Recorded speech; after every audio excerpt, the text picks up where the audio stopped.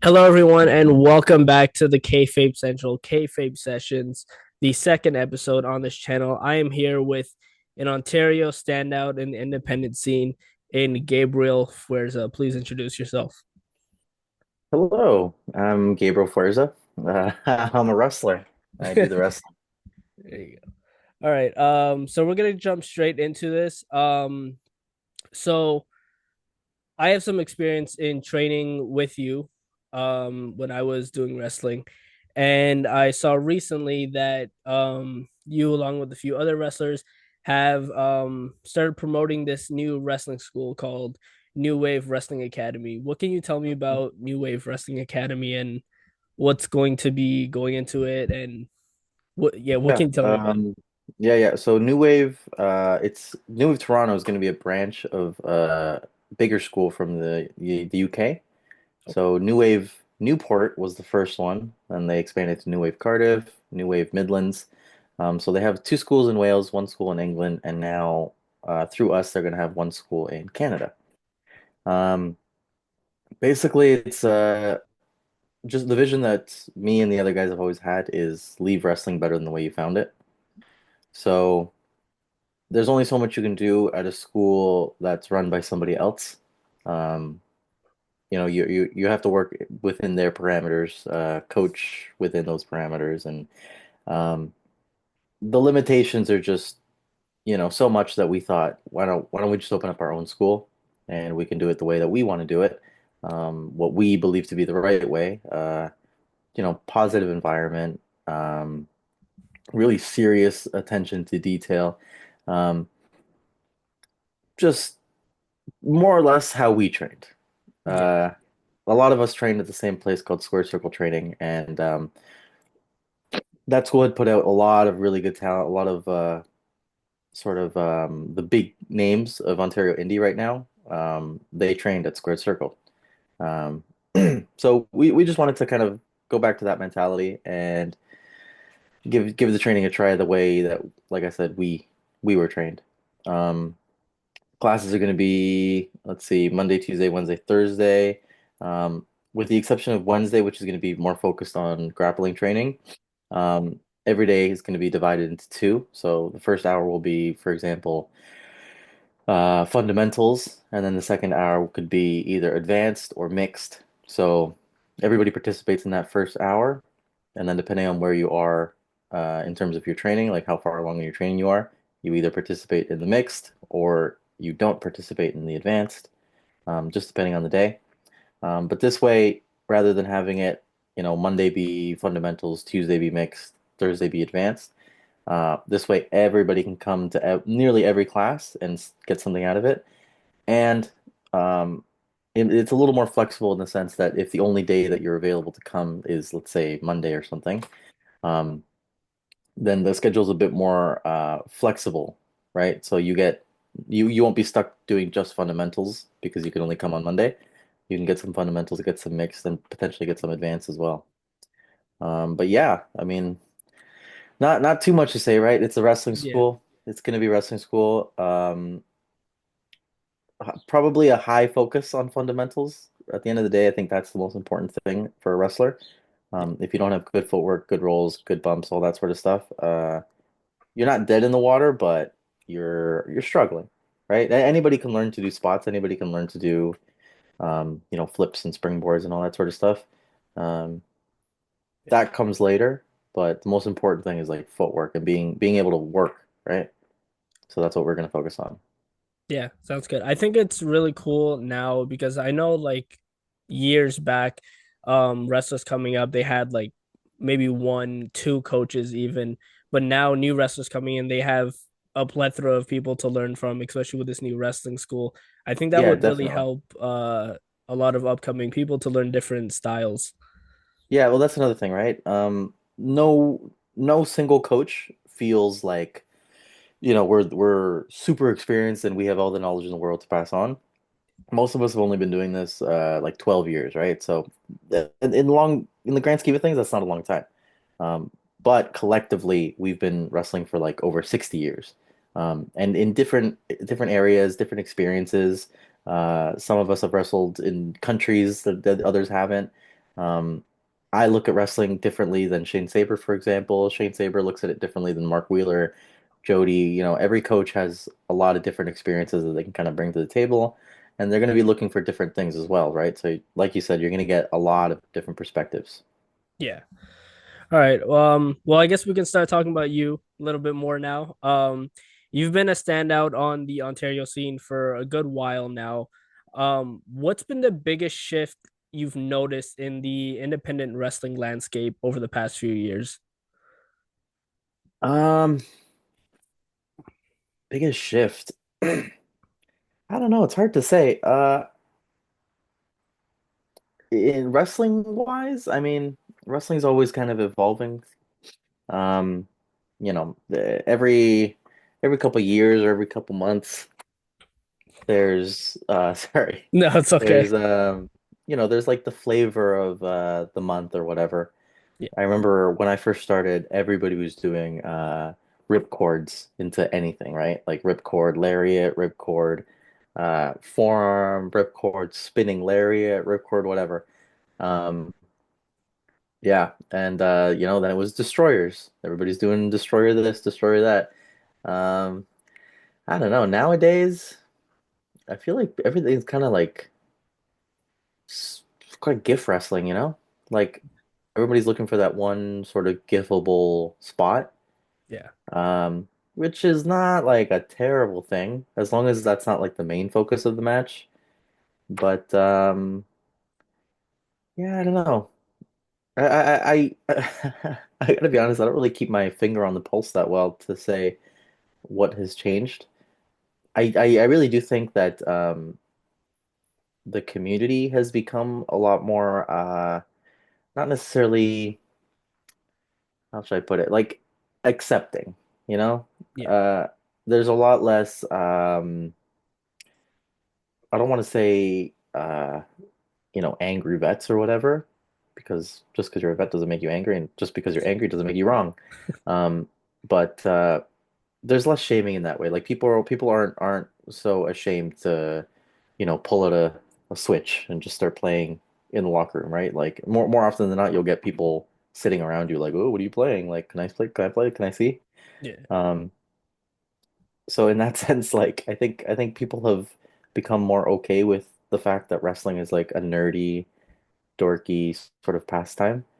Um, that's kind of nice. At least around the locker rooms that I go to, everyone's a lot more relaxed, which is nice. Yeah. Yeah. That's definitely something I have noticed as well. Even with social media, recently, like I remember a few years ago, indie wrestling it was popular, but there was a lot of people that bagged on it. And now it's you don't see so much of that. It's more like you said, accepting. Mhm. Um, your style has blends of high flying, technical wrestling, everything you can think of. Who were some of your biggest influences when you were shaping your in ring style? Well, at first, it would have been Ray and Eddie. Um, but I realized early on I don't really like to high fly. It's just not a lot of people know how to base super well. It's a little more dangerous. And I don't really like pain, so coming off the top rope and like landing on your belly, it just sucks. I'll do it now because sometimes the match just needs it, right? Yeah. But at first those guys, and then probably like Chris Benoit, Kurt Angle, um, Malenko, Tiger Mask, Dynamite Kid. I really like guys who have like a kind of explosive snap to everything they do. Um, Tiger Mask especially, like man, he moves so fast and like everything he does is so snappy. It's so cool. And especially back then, because they were calling so much in the ring, like everything just looks so cool. I could watch Tiger Mask work all day.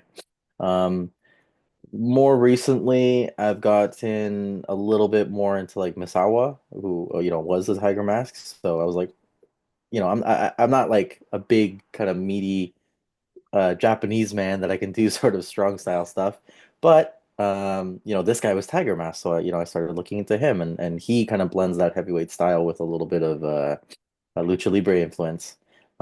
So I like that a lot.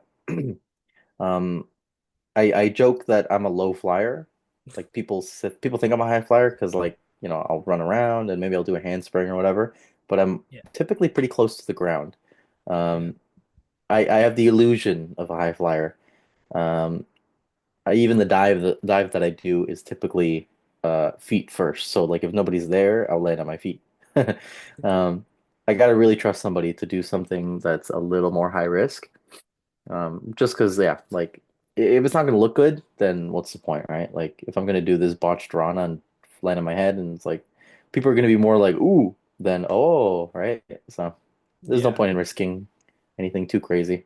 Yeah, that's actually a first time. You're the first person I've heard use the term low flyer. And Yeah, since I you've think I coined mentioned that it. term, I was like, that's actually a thing. It And is, so I yeah. started paying attention to different wrestlers. I'm like, he might be a low flyer. So Yeah, yeah. yeah, that's There's the an first time I've illusion to it. Like we're just speedy, you know? yeah. Yeah, no, definitely. So I had Alexia on the show last time, and she said one of her favorite rivalries was working with you. You've also wrestled a ton of different names. Is there a match or a rivalry that stands out to you that you always look back on or that push you to level up? Um, Anytime I wrestle Josh Alexander, that's probably like a level up moment. He's just so freaking good. Like he's so good and he refuses to be brought down to anyone's level. Like he will drag you up that mountain. Like I've wrestled him 3 times and one gag match for Backyard Pro. Um, the first time we wrestled, not bad. Everything went, fairly okay. The second time we wrestled, I don't know if I was more ambitious or like I got so nervous that I got really blown up, but I got really blown up, like really, really, really blown up. Within the shine. Oh wow. Um, yeah. And the rest of the match, I was just like sucking wind and like doing my best to like keep going. Um, and it got to the point where like I did the spin kick that I normally do on the apron, Yeah. and I couldn't jump in. Like I was so tired I couldn't jump in. So I stepped through the ropes and then tried to do the handspring. Um, I did a Spanish fly with him, and like I could barely jump at all. I just held on for dear life, and he did the front flip, and I just held on. Oh wow. Um, yeah, it was brutal. Like that'll always sit in my brain. Like you need to do cardio, you need to do this because you never want to feel like that again. Yeah. Um, and then I wrestled him a couple more times at Northern Crown, and yeah, just like he just forces intensity out of you that you are not even sure you have. He forces you to kind of push yourself in the same way that like if you go and lift weights and you're doing the same weight that you always do, Yeah. you might stay like a nice tone or whatever, but you're not going to grow. Yeah. Josh is that extra 10 pounds, that extra 20 pounds. You know what I mean? Yeah. He's gonna force you to grow. Um, yeah, and not even just the in-ring stuff, but backstage, he's always kind of handing out knowledge. Yeah. So even when he's backstage and I'm not wrestling him, I'll always make sure to run my match to him and be like, is this the shits or is this okay? Like, um, yeah, Josh is definitely a level up guy.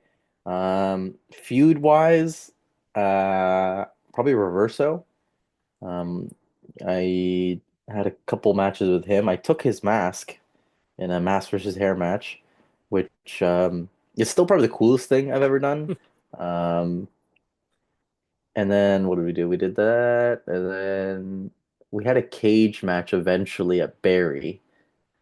Oh, right, we had the mask versus hair at Destiny. Yeah. Um, Then nothing happened with us at Destiny. I felt offended for him because he had lost his mask to me, and then like there was nothing for him. So I got him booked at Barry. Um, and at Barry, I happened to be the face champion. So I got him booked at Barry. He took the title from me there. and then we had like a nice kind of complicated feud where technically I was the villain, but because I was the good guy in Barry, it made him the villain. So it became a lot more like Shades of Grey. And then we had a steel cage match, and yeah, that was like a whole blow off. And we've had quite a few not singles matches, but like multi-man matches. We had a ladder match in Cornwall. Just got good chemistry. Yeah. Yeah. Um, I was there for that cage match at Barry, and I've been to a few Barry shows, but that crowd during that cage match was insane. Like there were a few "This is awesome" chants, mhm. a few chants that probably shouldn't belong in a church. But yeah, you guys really tore the house down in that cage match. Thanks. Yeah. So somebody else you've worked with, and I put this in here because I'm a pretty big fan of this guy as of recent. You've worked with Speedball Mike Bailey before. Mhm. How is it working? How was it working with Speedball? Someone who seems like he hits pretty hard and moves pretty fast. It doesn't seem like he hits very hard. He hits very hard. Um, no, it was good. He's somebody who has a very kind of specific way of thinking about wrestling. Um, if it doesn't make sense to him, it's not gonna work. So, like for example, I thought, well, I'm not faster than you. I'm not stronger than you. I'm not more experienced than you. Um, so I think I should like work your leg. And he was a little bit hesitant because he's like, that kind of like takes away a lot of my offense. Um, but when I explained it to him in the way that I just did, where I was like, well, logically, I'm not this, I'm not that, I'm not that. This is all I have. Yeah, He's like, oh, okay, okay, no, no. I see where you're coming from. And like now it makes sense. Now it works. Um, lot of knowledge. We've had a couple seminars with him at Battle Arts, and just a lot of really good stuff to pass on. Hits like no one else I've wrestled. The first kick I remember like he hit me so hard I bumped and I came off of the bump back onto my butt. Um, it didn't really hurt per se, but it was like a shock yeah, to be hit that hard. Um, I will say with each passing kick, it hurt more. Like the first one's like, oh, okay, that's not too bad. And the second one was like, oh, okay, that kind of hurts. And then the third one was like, okay, that really hurts. yeah, Luckily for me, he doesn't like spam any kicks. But I mean, again, it was probably a level up moment. I was really lucky that I happened to be in really good ring shape at the time. yeah, It was either just coming out of COVID or mid COVID. And since I had nothing else to do but, train, I was training. Um, but yeah, I mean, like he's really good, man. Like he's really, really good. And I got to be honest, before I had that match with him, I knew he was good, but I thought he was like he's a little overrated. But then I wrestled him, and I'm like, no, he's properly rated. Like he's really yeah, good. Yeah, there's a couple guys that I've wrestled that going into it, I've thought like, yeah, like I know they're good, but then you wrestle them and you're like, oh shit, like they're really good. Like it's one thing to watch people wrestle. It's another thing to come up with a match and see how they think about it and how they structure everything. And then you're like, okay, they're really fucking good. yeah, Or, vice versa. Sometimes it's like, oh, maybe they're not good. Maybe their partners keep carrying them or, whoever. But yeah.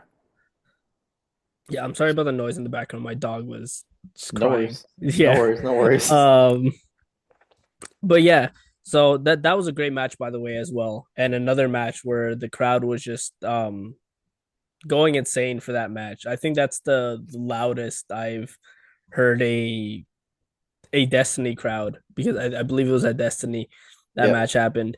So yeah, amazing crowd there. Speaking of big matches, what's your mentality when you go into a big match and how do you prepare mentally and physically? Well, physically, the same as I do for any other match. I try to work out at least 3 times a week, if not more. That's not including like in-ring stuff. In-ring, I'm in there at least once a week. Um, Dieting and all that, like I don't diet as hard as I used to, but every pretty much every day I'll meal prep and I'll just try to stay within those parameters. And if I have like a cheat meal here and there, it's not the end of the world. But yeah, soft diet, um, weight training, in-ring stuff. Mentally, I honestly just try not to think about it until the day of. Um, People always ask me like, "Oh, like match is coming up, you excited?" And I'm like, I don't know, man. Like I haven't thought about it yet. Like Yeah. it's the worst when you're, I don't know, when you have a match and the whole week ahead, you're like, mortified because like I hope I don't fuck up. I hope I don't fuck up. Yeah. Um, so I just don't think about it. Usually not until really the night before. Do I start to think about it? If I have ideas, like if I'm watching wrestling and I was like, oh, that was cool, like maybe I could do this, and then I'll write it down. But Yeah. like I'll just write it down on my phone and then kind of like forget about it. And then day of, I'll open up the phone and be like, let's see, what have I thought of? Um, but yeah, like um, it's tough because you just kind of gotta like um believe that you're not gonna fuck up. You know what I mean?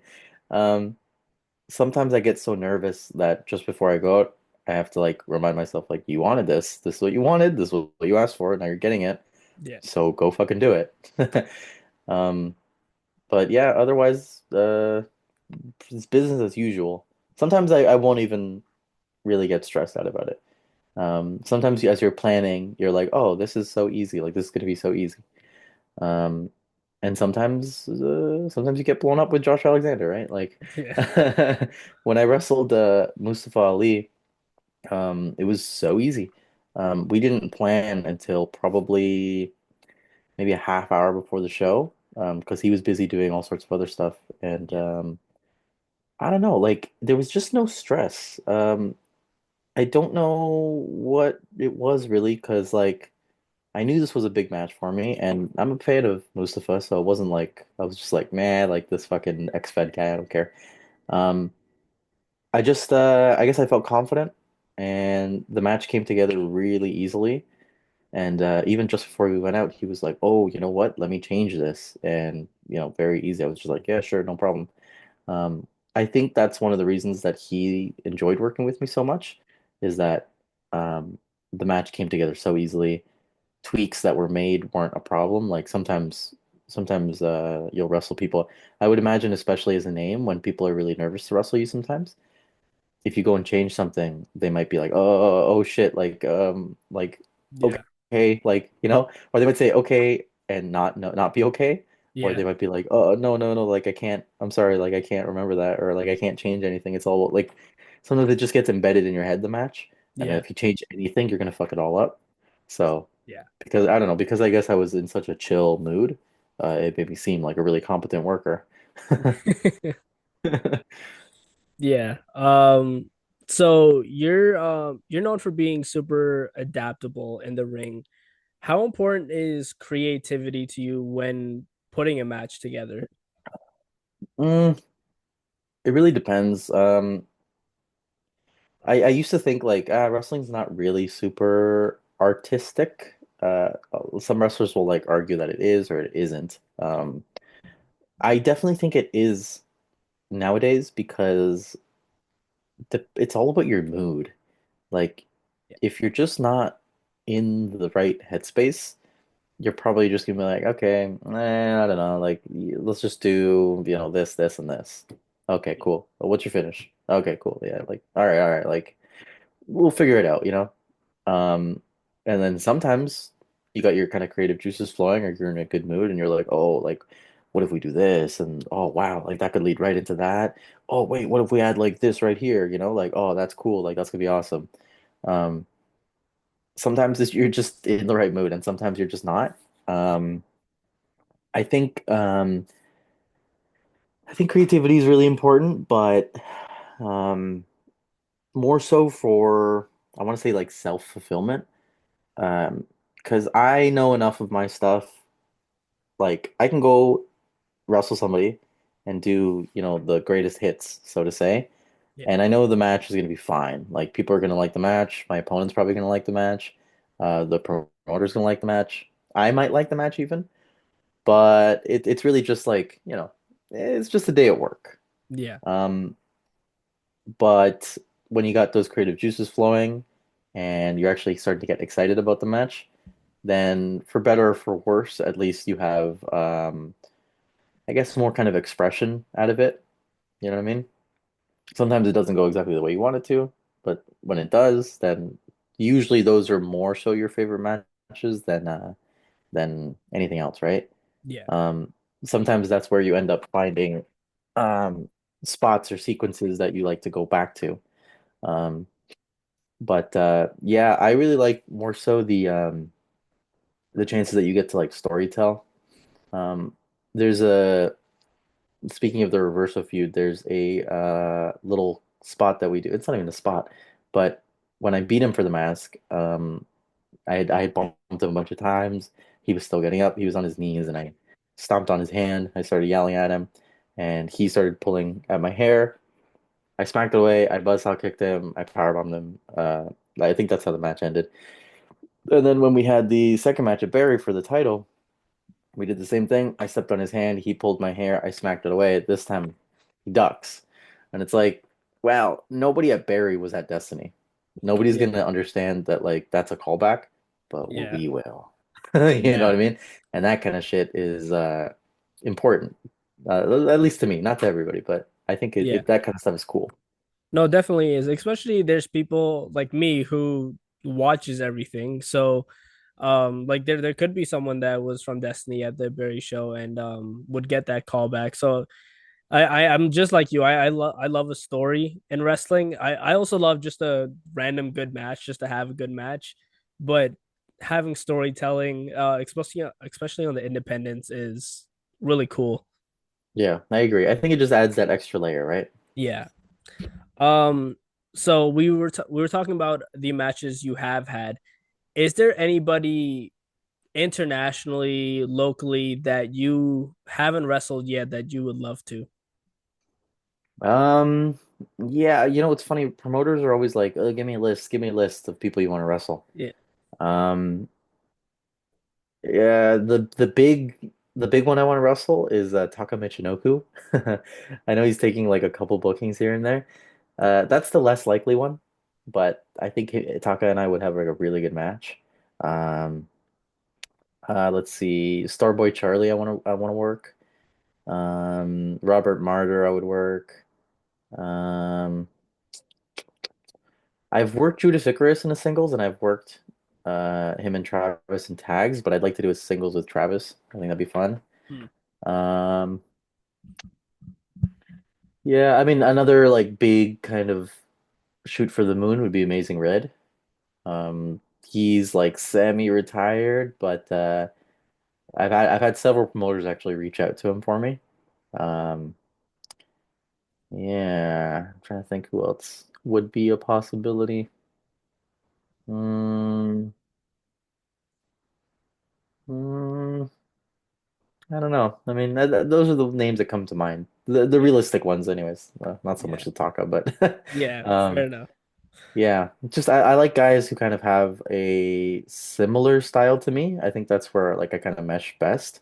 Yeah. Um, just I don't want to say like the super indie style because I like to think I'm not a super indie style, but like kind of technical, sort of hard hitting, and like a little bit of high flying if necessary. Yeah. Um, Sorry, I got a notification that popped up.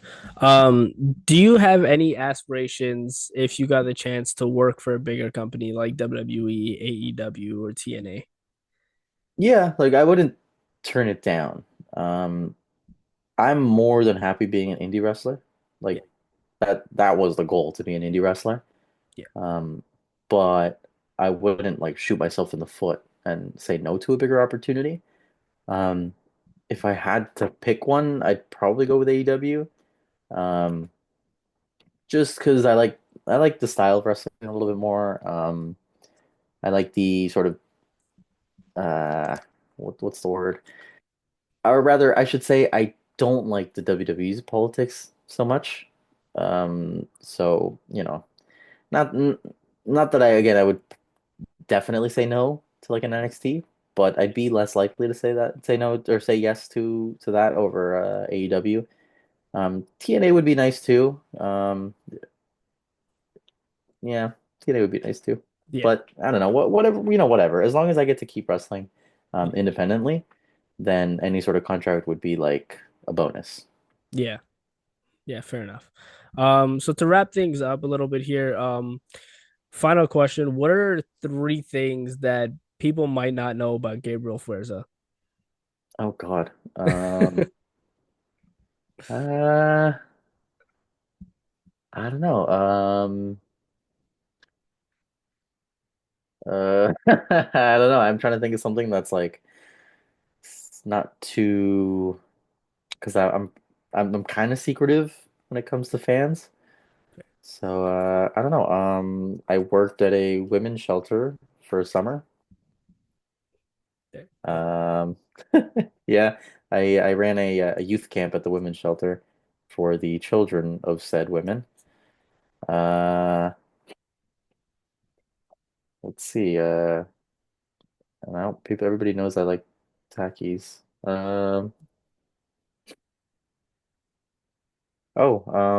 I was in musical theater for 4 years. I have a theater degree. I guess most people don't know that. Oh wow. I don't. I went to university for theater. Um, let's see what else. Actually, this is a good one because most people don't know this. I'm not a Canadian citizen. I'm a Mexican citizen. I'm a Canadian permanent resident. Oh So wow. that's why I don't go to the States. Ah, 'Cause- okay. yeah, not that I necessarily want to, especially in this climate, but Yeah. yeah, that's why. Wow. Yeah, that's something I didn't know either. Um, There you go. You learned something. yeah. Um, so thank you for joining me on this and taking time out of your afternoon to do this with me. I No do really worries. appreciate it. No worries. Thanks for having me. Yeah, of course, man. Is there anything you'd like to promote? You can find me on all socials at Fuerza Lives, Fuerza Lives. Anything I got to promote, I'll throw up on there. Any shows, shirts, whatever. It'll be up on there if you're interested. Sounds good. All right. Thank you so much for your time again, man. No worries, man.